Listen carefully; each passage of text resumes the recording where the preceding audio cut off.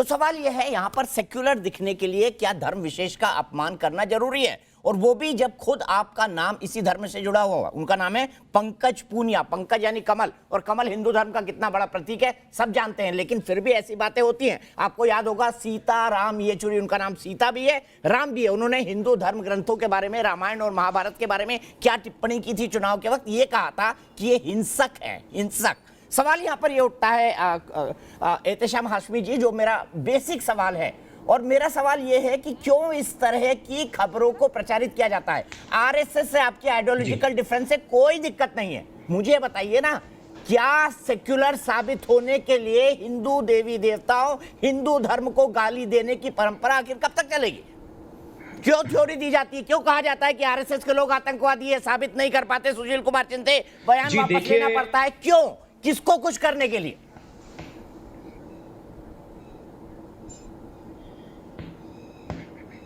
देखिए चौरसिया जी, मैं सबसे पहले तो आपको यह बताना चाहता हूं कि हम सबको, आपको और हमको मिलके एक कलर को या किसी फल को या किसी समाज को हिंदू मुसलमान से जोड़ना बंद करना पड़ेगा। भगवे कलर की जहां तक बात है, मैं आपसे पहले ही बता चुका हूं कि हिंदुस्तान का एक एक नागरिक, चाहे वो हिंदू हो चाहे मुसलमान हो, वो भगवे कलर का सम्मान करता है। लेकिन कुछ फर्जी साधु संत और कुछ फर्जी लीडर जो भगवे का नाम बदनाम करते हैं, उनको भी एक्सपोज करने की जरूरत है। आपने अभी जो प्राची जी बैठी हैं, मैं साध्वी नहीं कहूंगा उनको, क्योंकि मुझे नहीं पता इनको साध्वी का सर्टिफिकेट किसने दिया है। इनको सबसे पहले तो बात करने की तमीज सीखनी चाहिए। और मैं आज आपको 19 लीडर्स का नाम बताऊंगा, बीजेपी लीडर्स का नाम बताऊंगा जो सेक्सुअल असॉल्ट के केसेस में इन्वॉल्व हैं। बीजेपी के एक लीडर ने यह बयान दिया कि मुस्लिम महिलाओं को कब्र से निकाल के उनका रेप किया जाए। बैठे थे किसने कहा? ये बताइए किसने कहा, नाम लीजिए, और अगर गलत है तो माफी मांगिए। किसने कहा? लीडर जब रेप करते हैं तब अश्विनी जी चुपचाप बैठे हैं। किसने कहा? चिन्मयानंद स्वामी, किसने कहा? चिन्मयानंद, यह बात छोड़ दीजिए, आप भी भड़काने वाली बात कर रहे हैं। आप बताइए ना मौलाना साहब को कि भगवा का सम्मान करते हैं तो भगवा पहन के बैठे, क्यों निजामुद्दीन औलिया में तबलीगी लोग वहां जाने नहीं देते? बताइए। हिंदुस्तान का एक एक नागरिक भगवे कलर का सम्मान करता है और भगवा हाशमी जी मुझे, लेकिन आप भगवे को नाम यूज करके बाकी लोगों को अगर उनके रिलीजियस सेंटीमेंट को हर्ट करेंगे या उनकी भावनाओं को भड़काएंगे तो ऐसे झूठे साधु संतों को समाज माफ नहीं करेगा। जो झूठा साधु संत होता है, हाशमी जी मेरा ट्रैक रिकॉर्ड पढ़ लीजिएगा, झूठे साधु संतों को हाथ पकड़ के जेल में पहुंचाया है मैंने, पढ़ लीजिएगा वेबसाइट पर जाकर। लेकिन ये जो आप दे रहे हैं ना कि भगवान का सम्मान होता है, क्यों इस तरह के बयान दिए जाते हैं? किसको कुछ करने के लिए बताइए, क्यों इस तरह के बयान दिए जाते हैं? किसको कुछ करने के लिए? लेकिन जो प्राची जी यहाँ पे बैठी हैं, प्राची जी यहाँ पे बैठी हैं, इनके खिलाफ दंगे भड़काने के केस हैं, इनके खिलाफ दंगे भड़काने का केस। अरे मौलाना साहब के खिलाफ तो मानवता और इंसानियत को शर्मसार करने का केस है, बताइए ना, उनके बारे में बोलिए। प्राची जी आप पर आरोप लगाया, आप आइए, विषय को भटका रहे हैं आप। साथी प्राची जी आइए, जवाब नहीं आपके पास सीधा। साथी प्राची जी, दीपक जी, भगवा कलर, मैं आपको बताना चाहता हूं, दीपक जी ऑडियो बंद करिए इनका। अगर भगवे कलर को ओढ़ के कोई अपराध करता है तो पूरे हिंदुस्तान को उसकी मुखालफत करनी चाहिए, ना कि चैनल में बुलाकर उनका महिमा मंडन करना चाहिए। दीपक जी, मैं आज आपके माध्यम से ऐसे फर्जी साधुओं को बोलना चाहता हूं कि भगवे का सबसे ज्यादा अपमान उन लोगों ने किया है जिन्होंने बीजेपी के लीडर को सपोर्ट किया है, जिन्होंने रेप को नाम प्राची जी मैं आपके पास आऊंगा। सबसे पहले गुरुजी आप आइए, साथी प्राची जी आप हाशमी साहब का ऑडियो नहीं। गुरुजी आइए आप, गुरुजी। मोहम्मद साहबुद्दीन तक के बारे में बोल तू, मैं यही कह रहा हूं कि इन दोनों मुस्लिम जो प्रवक्ताएं बैठे हुए हैं चैनल पे, ये हिंदू धर्माचार्यों के बारे में बोलना छोड़ दें, अन्यथा भड़काऊ बयानबाजी इनको इतनी भारी पड़ेगी कि जिसका जवाब देते इनको नहीं बनेगा। अरे बोलना है मौलाना साहब के बारे में, तुम्हारी जुबान क्यों नहीं खुलती है? अरे वो फरार है, मलेशिया में शरण लेकर के बैठा है, बहावी जिसके ऊपर एफआईआर है, उसके बारे में बोलो। दिल्ली से आसिफ गुरु जो गिरफ्तार हुआ,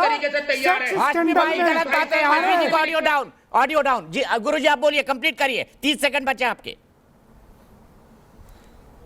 कि मलेशिया में जो मौलाना शरण लेकर के बैठा हुआ है, मौलाना साहब जो फरार है, इनके सारे अपराधी मुस्लिम मौलाना और ये सेक्स स्कैंडल में लिप्त एक एक मौलाना जितने लिप्त हैं, मैं नाम लेना शुरू करूंगा तो बहुत लंबी श्रृंखला है। पूरे हिंदुस्तान के अंदर पेट्रो डॉलर के दम पर जिस तरीके का तंत्र खड़ा किया गया, ये दाऊद इब्राहिम के गुर्गे कुछ पढ़ाई लिखाई करके चैनलों पे हिंदू साधु संतों को गाली देने का ये सब्र का बांध अगर टूट ठीक है गया, गुरुजी, यहीं पे तो रुकते हैं। बहुत साध्वी भारी प्राची जी, पड़ेगा। आप पर व्यक्तिगत राजनीति आरोप करो, लगे, मैं चाहूंगा तुम्हें आप सफाई राजनीति दें, करने उसके के बाद लिए। अश्विनी उपाध्याय जी के पास जाऊंगा। सैफ में आऊंगा आपके पास। चौरसिया जी, मैं आपको आज आपके चैनल के माध्यम से एक बात निश्चित रूप से खुलासा करूं और आपसे मैं भिक्षा मांगना चाहती हूं। दीपक जी, मैं चैलेंज कर रही हूं, बार बार कह रही हूं कि सोनिया गांधी के खानदान को डिबेट में बुलाइए। साध्वी प्राची पूरी तरह से तैयार है डिबेट में बैठने के लिए। ये जो फर्जी है ना, ये सारे कांग्रेस के प्रवक्ता, इनको तमीज नहीं जरा सी भी कि किस विद्वान के साथ और संत साध्वी के साथ कैसा बर्ताव किया जाए। इसलिए इन कांग्रेस के फर्जी प्रवक्ताओं के साथ मुझे मत बुलाइए प्लीज। आगे से ना मैं बैठना चाहूंगी, ना इनको तमीज है जरा सी भी। मैं निवेदन कर रही हूँ, इनमें औकात है। अभी स्वामी जी महाराज कह रहे थे मौलाना साहब के बारे में, अरे सैफ खान आप आइए, सैफ खान आप आइए। साध्वी प्राची जी छोड़ दीजिए, छोड़ दीजिए, सैफ आइए। मैं आऊंगा, हाशमी आपके पास आऊंगा, हाशमी आपके पास आऊंगा। बोलिए सैफ। साध्वी जी, आपसे सवाल पूछता हूँ और हमारे जो संत यहाँ मंच पे बैठे हैं उनसे सवाल पूछ रहा हूँ। मोदी जी ने तो गणेश भगवान जी को भी नहीं छोड़ा, गणेश भगवान जी को भी प्लास्टिक सर्जरी का एग्जाम्पल बताया, उस पर कुछ कहना चाहेंगे आप? या योगी जी ने जो है भगवान हनुमान जी को भी नहीं छोड़ा और आप उस पर कुछ कहना चाहेंगी? ये जो नाटक है ना, यहां सिर्फ बैठ के चैनलों पे भाषण देने से नहीं होता है। दिल में रिस्पेक्ट होनी चाहिए भगवानों के लिए।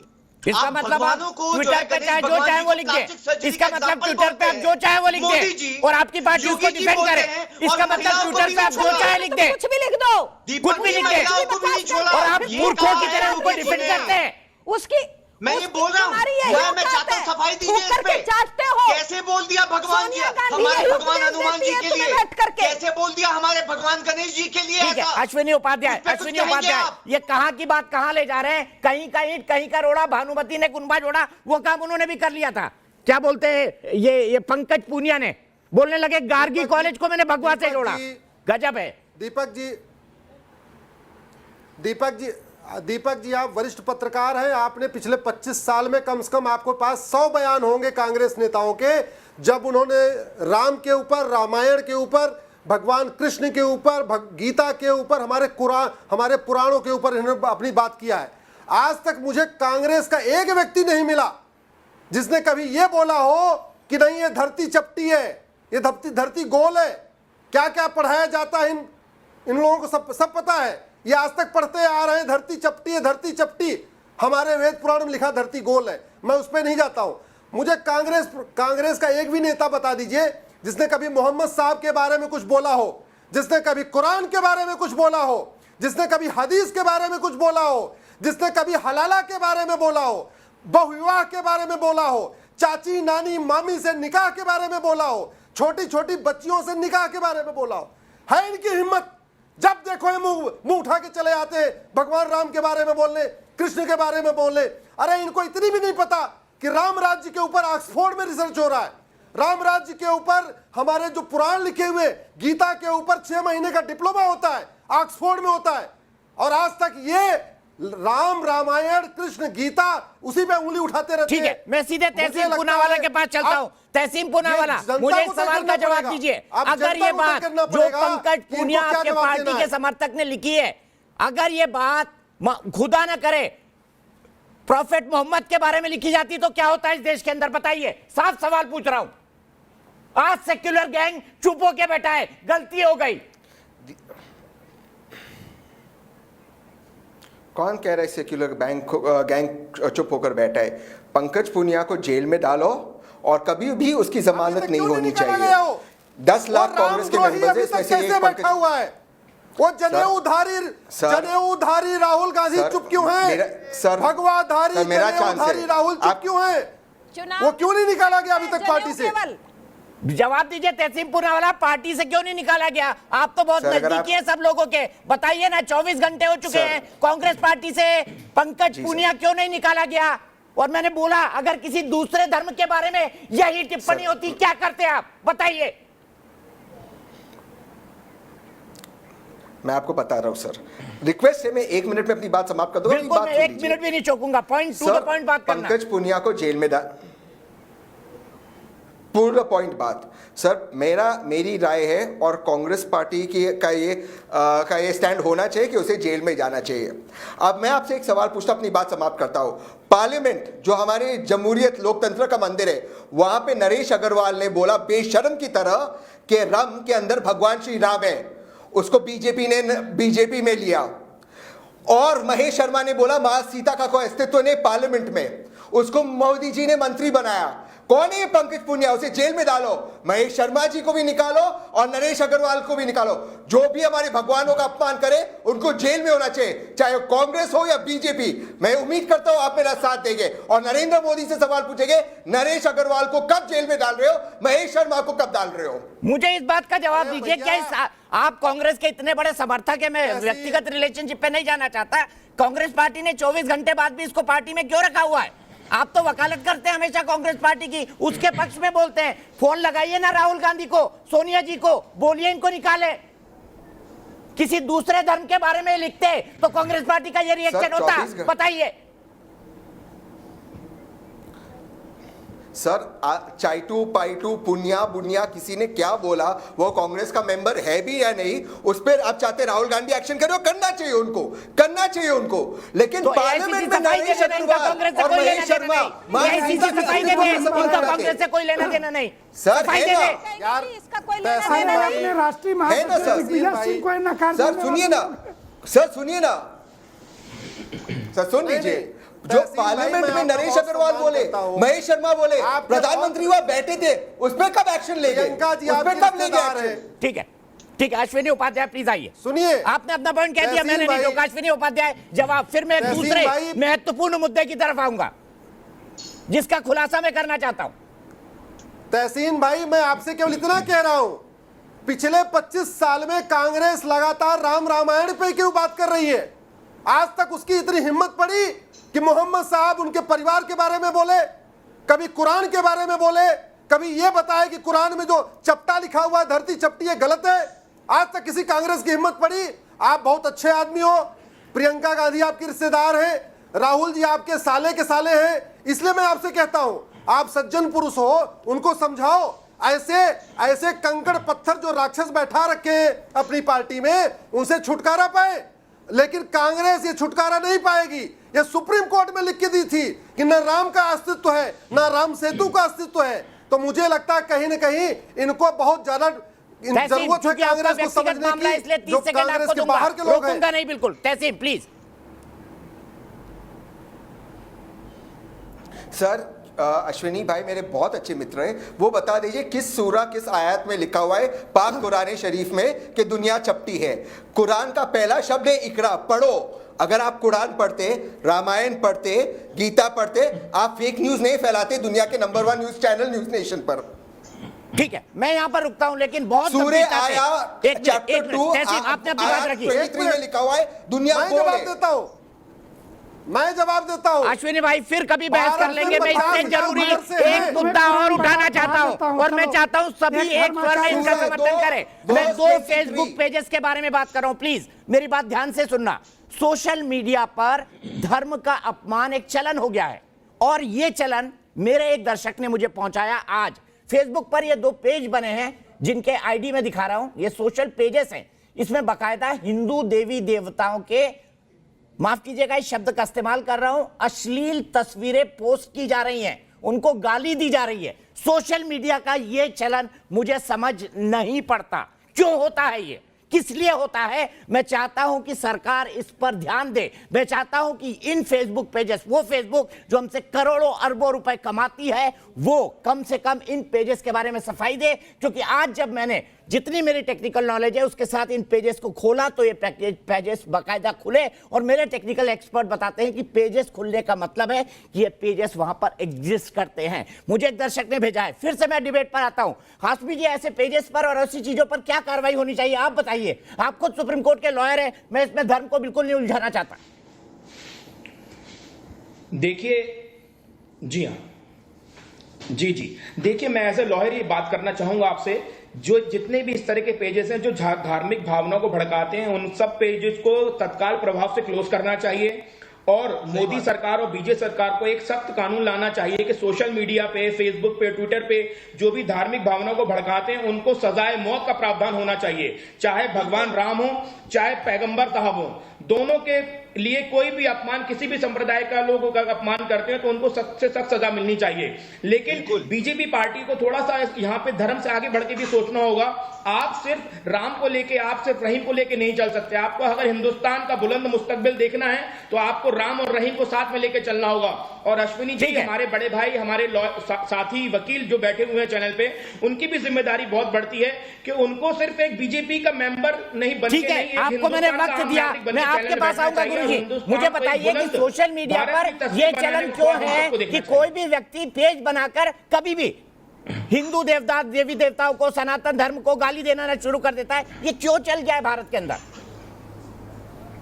दीपक जी, ये पूरा एक षड्यंत्र पूर्वक अभी 4-5 हेलो जी बताइए, 4-5 गिरफ्तारियां हुई हिमाचल प्रदेश से, उत्तर प्रदेश से, मध्य प्रदेश से। इसमें मुझे कहने में कोई संकोच नहीं कि इन अपराधों के खुलासे में ये सभी मुस्लिम युवक थे जो जातिगत रूप से कोई दलित बन के, कोई ब्राह्मण बन के एक दूसरे को, ये सारी आईडी ऐसे एक ही व्यक्ति चला रहे थे। ये देश में एक षड्यंत्र है हिंदू मुसलमान को लड़ाने का, ये देश में षड्यंत्र है जाति से जाति को लड़ाने का। इसमें किसी जिम्मेदार व्यक्ति की कोई भूमिका नहीं कही जा सकती। ठीक है, लेकिन हमें लगता है कि इस मुद्दे पर हम सबको एक सहमत तो होना ही पड़ेगा। दीपक जी, आपने बहुत ही महत्वपूर्ण मुद्दा उठाया और मैं तो आपसे आग्रह करूंगा कि आप एक दिन, चाहे तो कल या परसों, जब आपको टाइम मिले, एक दिन आप फेक न्यूज पे जरूर बहस रखिए। हो सकता है इससे देश का भला होगा। लेकिन मुझे लगता है कि अब टाइम आ गया है देश में एक ईश निंदा कानून, एक देश निंदा कानून, क्योंकि सेकुलर बनने के चक्कर में एक तो देश को गाली दी जाती है, भारत माता को गाली दी जाती है, दूसरा भगवान को गाली दी जाती है। इसलिए टाइम आ गया है अब भारत में एक ईश निंदा कानून, एक देश निंदा कानून बनाया जाए। बहुत हो गई अभिव्यक्ति की आज़ादी। अभिव्यक्ति की आज़ादी की आड़ में सब कुछ, यहाँ पे सेकुलरिज्म की आड़ में हमारे सनातन धर्म पे हमला हो रहा है। तो अब टाइम आ गया है कि एक ईश निंदा कानून, एक देश निंदा कानून बने। जहां तक आपने फेक अकाउंट की बात किया, मुझे लगता है इसका एक समाधान है कि सारे सोशल मीडिया अकाउंट को आधार के साथ माफ कीजिएगा अश्विनी भाई, खबर को गलत पर्सपेक्टिव में मत लीजिए। ये सोशल मीडिया पेजेस बनाए गए हैं और इसलिए बनाए गए हैं कि अपमान किया जाए। ये फेक कुछ नहीं है, फेक मत मानिए इनको। तहसीन पूनावाला, आखिरी रिएक्शन आपका। क्या आपको नहीं लगता कि ईश निंदा और देश निंदा कानून आपको सुप्रीम कोर्ट में इसके लिए पीआईएल डालनी चाहिए? ईश निंदा कानून, एक देश निंदा कानून। सर, सुप्रीम कोर्ट कानून तो नहीं बना सकता। कानून बनाना है का हक नरेंद्र मोदी जी की सरकार के पास है। पार्लियामेंट, लोकसभा और राज्यसभा में बहुमत है, कौन रोक रहा है उन्हें? और दूसरा सवाल साहब, जिससे मैं अपनी बात खत्म करता हूं, जब से नरेंद्र मोदी जी देश के प्रधानमंत्री बने, देश खतरे में है। तो उससे तो मनमोहन सिंह के साल अच्छे थे, कम से कम इकॉनमी तो बूम हो रही थी। जब से नरेंद्र मोदी प्रधानमंत्री बने, हम लाइनों में खड़े हो, देश खतरे में है। ये कैसे प्रधानमंत्री है? अरे कैसी बात कर रहे हैं तहसीन, मैं तो कुछ और सुन रहा था। मैं तो सुन रहा था 70 साल से कुछ धर्म विशेष खतरे में। अभी भी देश में इस्लामोफोबिया चल रहा है। मैं तो ये सुन रहा हूँ भाई, देश का खतरे में, देश तो सशक्त है पर देश में इस्लामोफोबिया चल रहा है। ये आरोप है सेक्युलर गैंग का। पाकिस्तान भी यही कह रहा है। कहता होगा पाकिस्तान की बात। अरे आपके मित्र यार भी यही कह रहे हैं। आप जिनके समर्थन में टीवी पे बैठते हैं वो भी यही कह रहे हैं इस्लामोफोबिया हो गया है। सर, पाकिस्तान बिना वीजा जाने वाले नरेंद्र मोदी से। अरे अपनी बात करो ना। आप जिन मौलाना साहब के समर्थन में बैठते हो उनके लोग कह रहे हैं कि देश में इस्लामोफोबिया हो गया है। आप बताइए ना तहसीन, क्या आप बोल रहे हैं देश खतरे में, मैं तो कह रहा हूं देश खतरे में नहीं है, तो इस्लामोफोबिया का ये नैरेटिव क्यों? बताइए। मैं बताता हूं, बिल्कुल नहीं है, मैं भी नहीं मानता हूं कि देश खतरे में नहीं है। लेकिन ये वो सरकार है जिसने एनआईए का इस्तेमाल किया लव जिहाद ढूंढने में, और मिला क्या इन्हें? सुप्रीम कोर्ट से करारा तमाशा। अरे एनआईए अगर टेररिज्म को ढूंढती तो कम से कम पठानकोट में आईएसआई को बुलाने की जरूरत नहीं होती, और प्रधानमंत्री मेरे सवाल का जवाब नहीं दिया। इस्लामोफोबिया किसको हो रहा है? के बारे में भी बता दो। जम्मू इस्लामोफोबिया किसको हो रहा है तहसीन पूनावाला? इस देश में कौन सी वो जमाते हैं? पंडितों की हत्या के बारे में भी कुछ बोल दो। हर फोबिया नरेंद्र मोदी जी को हुआ है। अच्छा, जब से नरेंद्र जी तहसीन पूनावाला को कुछ नहीं हुआ, तहसीन पूनावाला को कुछ नहीं हुआ। इसी नोट पर हिंदू मैं खतरे में, रुकूंगा। मुसलमान देखिए, खतरे में, दो देश चीजों का खतरे मैंने में। खुलासा किया, एक सोच का खुलासा किया जो एक पॉलिटिकल पार्टी से निकली। मैं नहीं कहता कि पूरी तरह से पॉलिटिकल पार्टी जिम्मेदार है, लेकिन मैं एक बात जिम्मेदारी से कहता हूं कि अगर वो पॉलिटिकल पार्टी के मेंबर हैं, पॉलिटिकल पार्टी को इस बात को साफ करना चाहिए, उन पे कार्रवाई करनी चाहिए। और दूसरी तरह जिस तरह से फेसबुक जो भारत से अरबों खरबों रुपए कमाता है, उसके अंदर अगर यहां के आस्था विश्वास धर्म के साथ इस तरह का प्रचार होगा तो उसे कैसे कबूल करेगा ये देश? और सबसे बड़ा सवाल अंत में ये कि क्या फैशनेबल हो गया है कि हम धर्म विशेष का अपमान करें? ये भी एक बड़ा सवाल है जिस पर हमको सोचना होगा। हमारी इस खास बहस में आज के लिए इतना ही, लेकिन न्यूज़ नेशन एक ऐसा चैनल है जहां पर खबरों का सिलसिला कभी नहीं थमता।